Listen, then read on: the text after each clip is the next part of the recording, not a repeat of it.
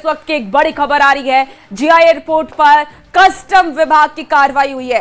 13 लाख से ज्यादा की विदेशी करेंसी बरामद की गई। सामान के अंदर छिपा करके ले जा रहा था यात्री। दिल्ली के इंदिरा गांधी इंटरनेशनल एयरपोर्ट पर कस्टम विभाग ने बड़ी कार्रवाई करते हुए एक यात्री के कब्जे से 15,500 अमेरिकी डॉलर बरामद किया है। यात्री के चेक इन बैगेज की गहन जांच के दौरान विदेशी मुद्रा बरामद की गई। जांच में सामने आया है कि डॉलर को बेहद ही शातिराना तरीके से यात्री अपने साथ लेकर के जा रहा था।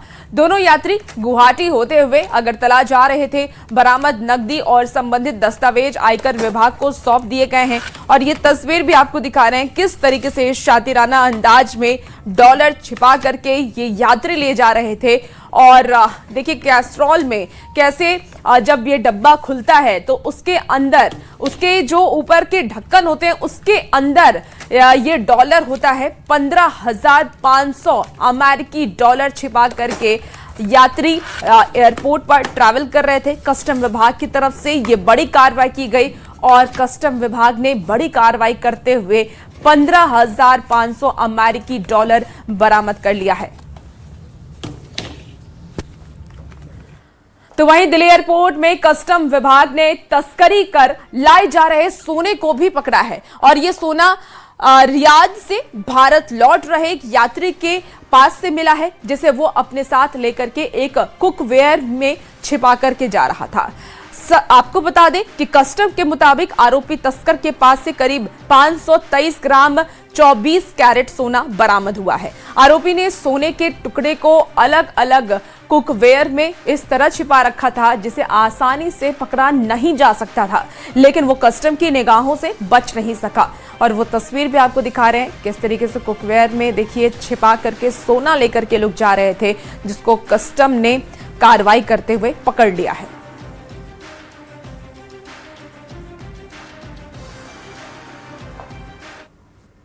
और चलिए खबरों में आगे बढ़ते हैं। यूपी से उत्तराखंड तक लगातार बारिश के चलते नदियां उफान पर हैं। कई इलाके जलमग्न हो चुके हैं। घाघरा नदी के बढ़ते जलस्तर से करीब 11 गांव प्रभावित हैं। और देखिए इस वक्त आपको 8 तस्वीरें टीवी स्क्रीन पर दिखा रहे हैं कि कैसे बाढ़ की वजह से लोगों की जीवन में बहुत ज्यादा मुश्किलें अब बढ़ गई हैं। स्कूल और सड़कें पानी में डूब गए हैं। घाघरा सरयू खतरे के निशान से ऊपर बह रही है और कई गांवों में बाढ़ का पानी घुस गया है। गंगा चेतावनी बिंदु पार कर चुकी है। निचले इलाकों में कई फीट पानी भरने से गांवों का सहारा लेना पड़ रहा है, लेकिन वहां पे क्योंकि पानी का जो जलस्तर है वो बढ़ रहा है, जिससे कि नाव से लोग आना जाना कर रहे हैं। नाव का लोगों को सहारा लेना पड़ रहा है। तो उन्नाव, इसके साथ ही प्रयागराज, वाराणसी, बहराइच, सोनभद्र, झांसी, मुजफ्फरपुर, हरिद्वार, इस अलग अलग तस्वीरों को आप देख पा रहे हैं। अलग अलग जिले की ये तस्वीर है, अलग अलग जगहों की ये तस्वीर है जहां पर जलमग्न सड़कें हो चुकी हैं। गांव में पानी घुस गया है। लोगों की मुश्किलें बढ़ गई हैं।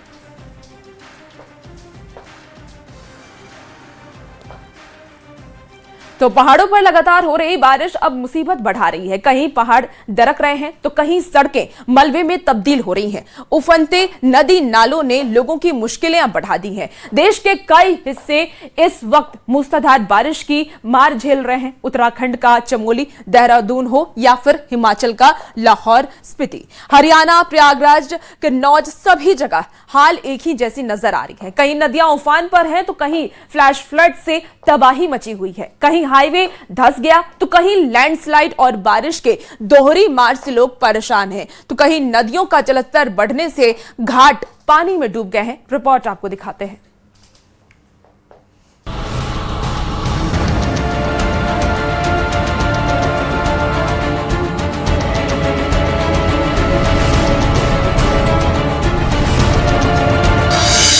पहाड़ों से लेकर मैदान तक लगातार हो रही बारिश का असर अब साफ दिखाई दे रहा है। नेपाल में लगातार हो रही बारिश के बाद बहराइच में घाघरा नदी उफान पर है। मोतीपुर तहसील के सुजौली और जंगल गुलहरिया इलाके के करीब 11 गांव बाढ़ के पानी से प्रभावित हैं। कई गांवों की सड़कें नाले में तब्दील हो गई हैं और ग्रामीणों को पानी के बीच से होकर गुजरना पड़ रहा है।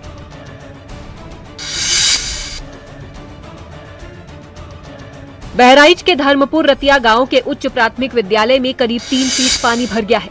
बच्चों की पढ़ाई प्रभावित न हो, इसके लिए प्रशासन ने उन्हें दूसरे स्कूल तक पहुंचाने के लिए ट्रैक्टर ट्रॉली की व्यवस्था की है।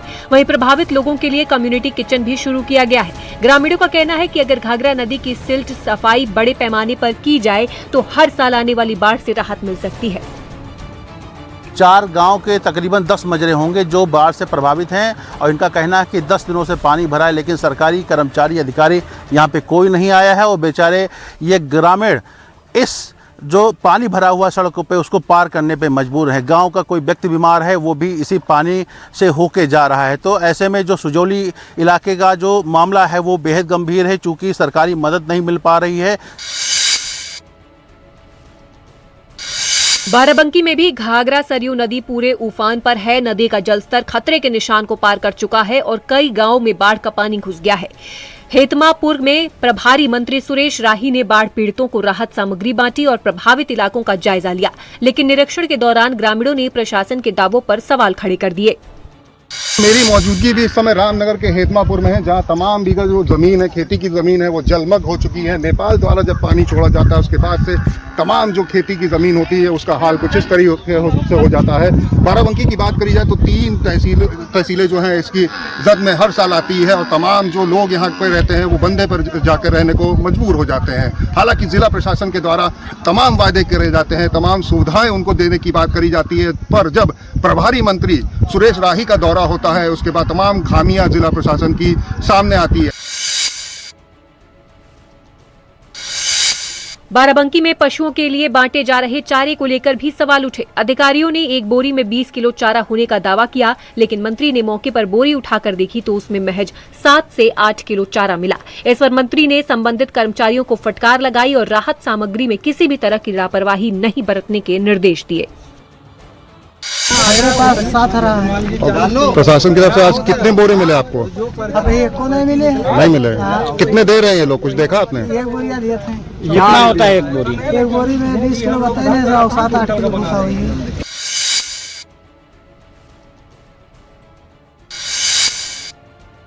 उन्नाव के शुक्लागंज में गंगा का जलस्तर चेतावनी बिंदु को पार कर गया है। गंगा का जलस्तर 112.220 मीटर दर्ज किया गया, जबकि चेतावनी बिंदु 112 मीटर है। गोताखोर चंपापुरवा, मिश्रा कॉलोनी, हुसैन नगर, करबला, गंगानगर और रविदास नगर समेत कई निचले इलाकों में पानी भर गया है। कुछ जगहों पर 5 से 8 फीट तक पानी है और लोगों को आवागमन के लिए नाव का सहारा लेना पड़ रहा है। उन्नाव में गंगा का जलस्तर बढ़ा हुआ है। इस समय गंगा अपने चेतावनी बिंदु से ऊपर चल रही है। हम इस समय गंगा के बाढ़ग्रस्त क्षेत्रों में ये जो तस्वीरें आप जहां तक आपकी निगाह जाएंगी वहां तक पूरा मोहल्ला बाढ़ से घिरा हुआ है। लखीमपुर खीरी में बाढ़ प्रभावित इलाके का निरीक्षण करने निकले एसडीएम की सरकारी गाड़ी भी पानी में फंस गई। पानी भरे रास्ते में गाड़ी एक तरफ झुक गई और पलटने से बाल बाल बची। बाद में स्थानीय लोगों की मदद से गाड़ी को सुरक्षित बाहर निकाला गया।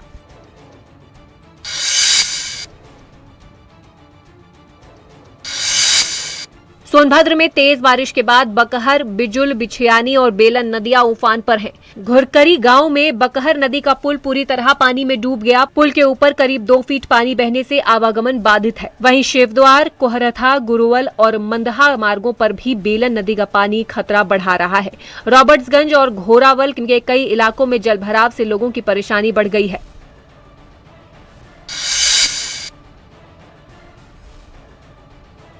मुजफ्फरनगर में बारिश के बाद शिव चौक पर हुए जलभराव ने एक डिलीवरी बॉय की परेशानी बढ़ा दी। खाने का ऑर्डर लेकर जा रहे युवक का करीब 45,000 रुपए का मोबाइल पानी में गिर गया। युवक काफी देर तक पानी में मोबाइल तलाशता रहा और भावुक होकर मदद की गुहार लगाई।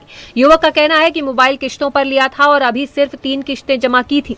जलभराव के लिए उसने नगर पालिका को जिम्मेदार ठहराते हुए मदद की मांग की।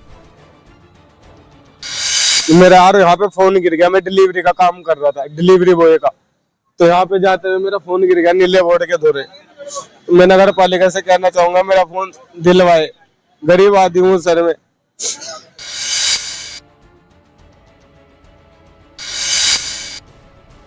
बारिश का असर उत्तराखंड में भी साफ दिखाई दे रहा है। हरिद्वार में गंगा का जलस्तर बढ़कर चेतावनी स्तर को पार कर गया है। भीमगोड़ा बैराज पर गंगा 293.10 मीटर पर बह रही है, जबकि खतरे का निशान 294 मीटर है।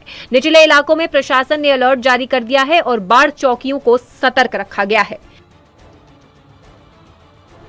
यानी यूपी से उत्तराखंड तक लगातार बारिश ने नदियों के जलस्तर को बढ़ा दिया है।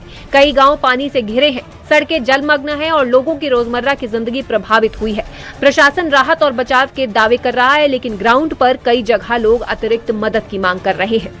Bureau report, news 18।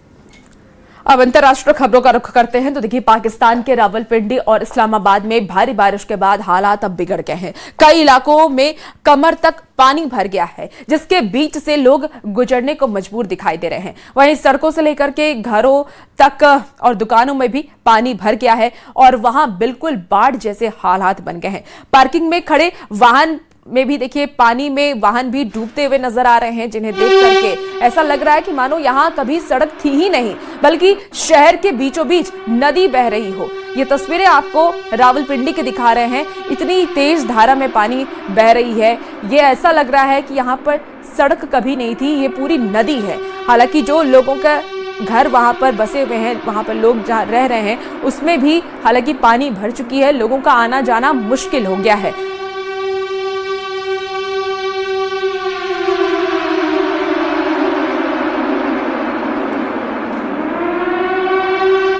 तो जुर्म की दुनिया की थर्राने वाली ये वारदात आपको बताते हैं, जिसमें एक नाबालिग को टारगेट किया गया।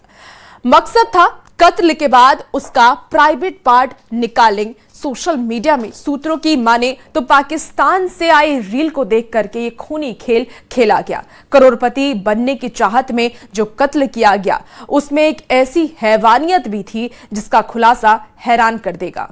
भोपाल से ये खबर है, आपको रिपोर्ट दिखाते हैं।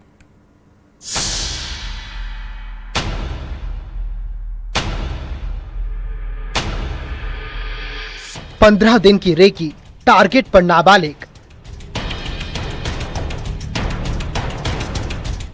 करोड़पति बनने का खूनी प्लान।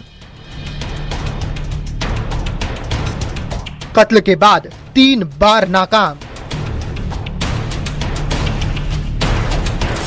चौथी बार निकाला प्राइवेट पार्ट। किसने भेजा व्हाट्सएप पर वीडियो? प्राइवेट पार्ट की डील, 2 करोड़ का खेल। विदेश में बेचेंगे प्राइवेट पार्ट, होंगे मालामाल।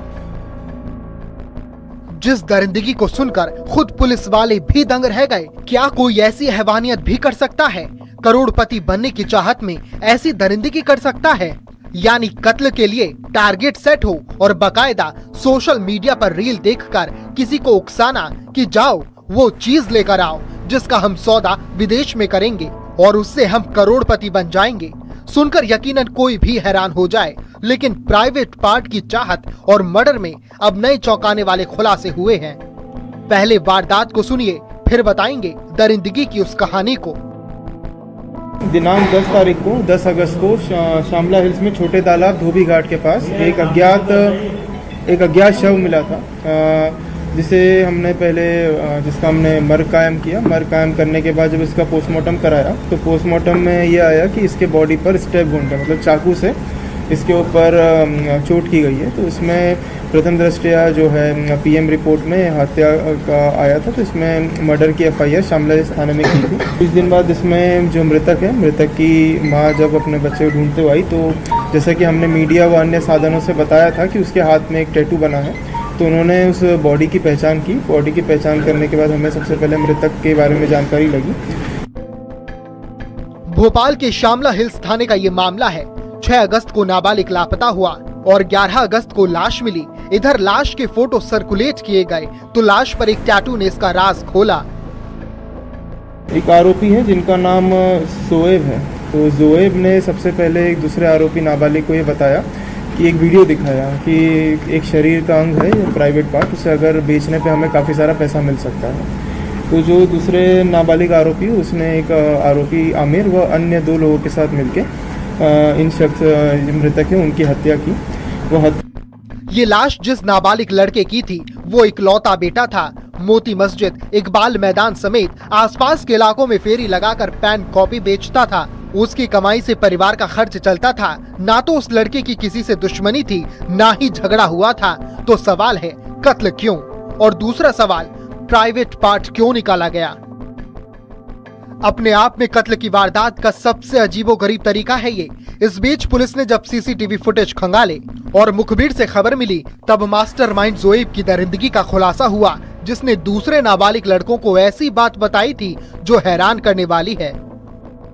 पुलिस की माने तो जोएब ने ये कहा था कि अगर वो इस एज ग्रुप के लड़के का प्राइवेट पार्ट बेचेंगे तो विदेश में बेचने पर 2 करोड़ रुपए मिलेंगे। इस लालच में कत्ल किया गया और उसके बाद प्राइवेट पार्ट को सुरक्षित रखा गया। हत्या करने के बाद जब उन्होंने जोएब से संपर्क किया तो उन्होंने उसको उस अंग को शरीर से निकालने का तरीका बताया, जो पहले भी उन्होंने वीडियो में डिस्कस किया था, देखा था। उसके बाद ये इस अंग को जो है उन्होंने कुछ दिन स्टोर किया। वह जब आगे जाके इसे बेचने का कोई साधन नहीं मिला, तब जाके इसको डिस्पोज ऑफ किया। तो ये पूरी एक तरह से घटना रही है। सर, इसको बेच रहा, लेकिन कोई खरीदार नहीं मिला तो उसे डिस्पोज किया गया। दरअसल सोशल मीडिया पर एक रील देखकर इस वारदात को अंजाम दिया गया था। यानी दौलत का लालच और रील का ऐसा चक्कर जिसने ऐसी खौफनाक वारदात को अंजाम दिया। लेकिन अब सुनिए हैरान करने वाली कहानी। सूत्रों की माने तो 15 दिन रेकी करने के बाद निशाना बनाया गया था।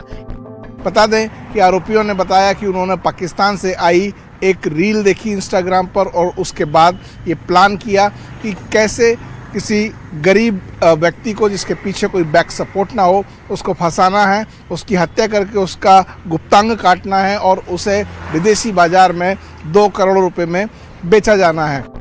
मुख्य आरोपी जोएब अमीर ने गरीब परिवार से, जिसका कोई मजबूत सहारा ना हो, ऐसे किशोर को निशाना बनाया। 5 अगस्त को मृतक किशोर आरोपियों के संपर्क में आया था। आरोपियों ने रुपए कमाने का लालच देकर नाबालिग से दोस्ती की थी, लेकिन प्लान खौफनाक था। और रेकी के बाद ये उनका 5वां अटेम्प्ट था, यानी 4 लोगों को वो इस तरह से तलाश कर चुके थे, उनकी जानकारी जुटा चुके थे और किशोर जिसका जो है छोटे तालाब में शव मिला था वह उनका 5वां शिकार था, जिसका गुप्तांग काटकर वो विदेश बेचने की तैयारी में थे। जांच में ये बात सामने आई है कि आरोपी अमीर ने प्राइवेट पार्ट निकालने का वीडियो व्हाट्सएप पर भेजा था। इस दरिंदगी से तहकीकात की दिशा इस ओर भी बढ़ रही है कि क्या इस गैंग ने पहले भी ऐसा कोई गुनाह किया है। भोपाल में रमाकांत दुबे की रिपोर्ट, न्यूज़ 18 मध्य प्रदेश छत्तीसगढ़।